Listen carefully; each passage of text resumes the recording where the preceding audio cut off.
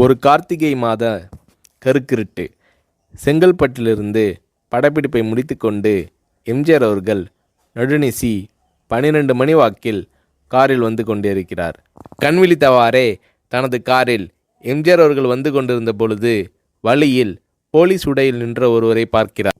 எம்ஜிஆர் அவர்களின் கார் அவரை கடந்து செல்கின்ற போது எம்ஜிஆர் அவர்களின் நெஞ்சில் பொறி தட்டுகிறது.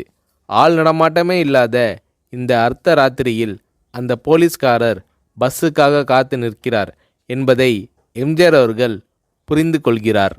உடனே தனது டிரைவரிடம் காரை நிறுத்த சொல்கிறார் எம்ஜிஆர். கார் பின்னோக்கி வருகிறது. போலீஸ்காரரின் அருகில் காரை நிறுத்தி கதவை திறந்து ஏறுங்கள், எங்கே போக வேண்டும் என்கிறார் எம்ஜிஆர். பரவாயில்லை, நான் பஸ்ஸிலே வந்து விடுகிறேன் என்கிறார் அந்த போலீஸ்காரர். நேரமாகிவிட்டது, இனி இந்த ரூட்டில் பஸ் கிடையாது, ஏறிக்கொள்ளுங்கள் என்று எம்ஜிஆர் அவர்கள் வலுக்கட்டாயம் செய்ய போலீஸ்காரர் வேண்டா வெறுப்பாக ஏறுகிறார்.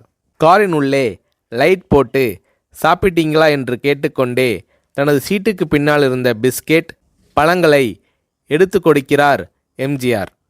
இப்படி ஓசியில் பயணம் செய்வதே எனக்கு உடன்பாடில்லை. இன்னும் நீங்கள் உண்ண சொல்லி வேறு என்னை இழிவுபடுத்தாதீர்கள் என்று போலீஸ்காரர் மறுக்கிறார். எம்ஜிஆர் அவர்கள் பூரிக்கிறார்.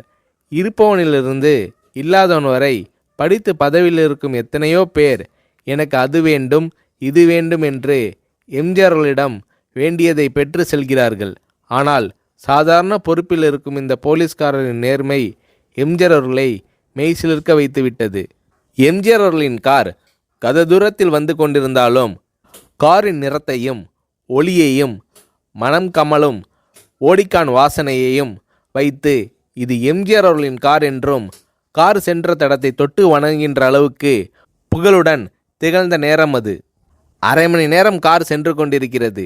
ஆனால் அதுவரை எம்ஜிஆர் அவர்களை பற்றி பெரிதாக போற்றி புகழ்ந்து பேசாமல் அந்த போலீஸ்காரர் வந்ததே புரட்சித் தலைவர் எம்ஜிஆர் அவர்களுக்கு அந்த போலீஸ்காரர் மீது மரியாதையை கூடுதலாக்கியது.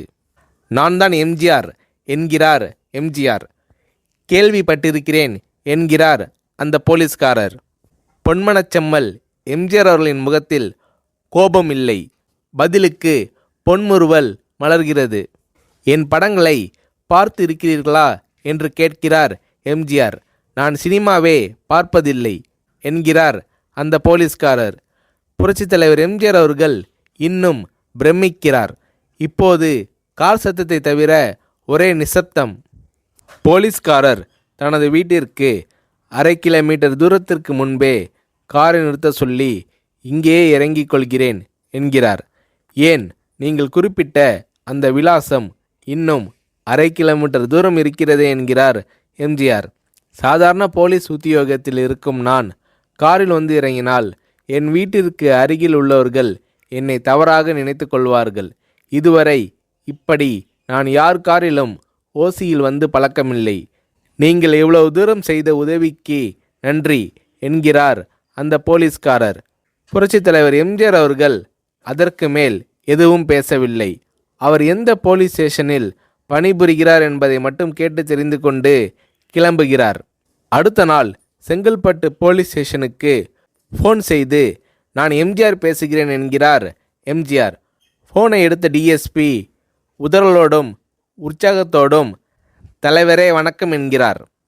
இரவு சந்தித்த போலீஸ்காரரை பற்றி விசாரிக்கிறார் எம்ஜிஆர். அந்த டிஎஸ்பி சொல்கிறார், நீங்கள் குறிப்பிடும் அவர் இன்று விடுப்பில் இருக்கிறார். அவர் கையூட்டு வாங்காதவர், கடமை தவறாதவர், காவல்துறையின் நேர்மைக்கு இவரே இலக்கணம். வெற்றிலை பாக்கு, பீடி, சிகரெட் போன்ற போதை வஸ்துக்கள், நாடகம், சினிமா போன்ற பொழுதுபோக்கு அம்சங்களையெல்லாம் இவர் அறியாதவர். கல்யாண வயதில் உள்ள 3 பெண்களையும் கரை சேர்க்க முடியாமல் கஷ்டத்தில் இருக்கிறார் என்கின்ற விபரம் டிஎஸ்பியால் எம்ஜிஆர் அவர்களுக்கு சொல்லப்படுகிறது. அவரை நாளை என் தோட்டத்திற்கு வர சொல்லுங்கள் என்கிறார் எம்ஜிஆர். கேட்டுக்கொண்ட டிஎஸ்பி உங்களோடு ஃபோனில் ஆளுக்கு ஒரு வார்த்தை பேச இன்ஸ்பெக்டர், சப் இன்ஸ்பெக்டர் உட்பட எல்லோரும் ஆசைப்படுகிறார்கள். ஃபோனை அவர்களிடம் கொடுக்கலாமா என்கிறார். எம்ஜிஆர் அவர்கள் கொடுங்கள் என்கிறார். பேசுகிறார். அந்த போலீஸ் ஸ்டேஷனே புண்ணியம் பெற்றதாக மகிழ்ச்சி அடைகிறார்கள் அந்த போலீஸ்காரர்கள். மறுநாள் அந்த போலீஸ்காரர் ராமவரம் தோட்டத்திற்கு அழைத்து வரப்படுகிறார். அவரிடம் பேப்பரில் மடித்த பெரிய பணக்கட்டை கொடுத்து, இதை வைத்து உங்கள் பெண்களின் கல்யாணத்தை நடத்துங்கள் என்கிறார் எம்ஜிஆர். போலீஸ்காரர் மறுக்கிறார். நான் ஏதாவது உங்களிடம் காரியமாற்ற சொல்லி அதற்காக கொடுத்தால் அது தவறு. என்னால் ஆக வேண்டியது உங்களுக்கும், உங்களால் ஆக வேண்டியது எனக்கும் எதுவும் இல்லை.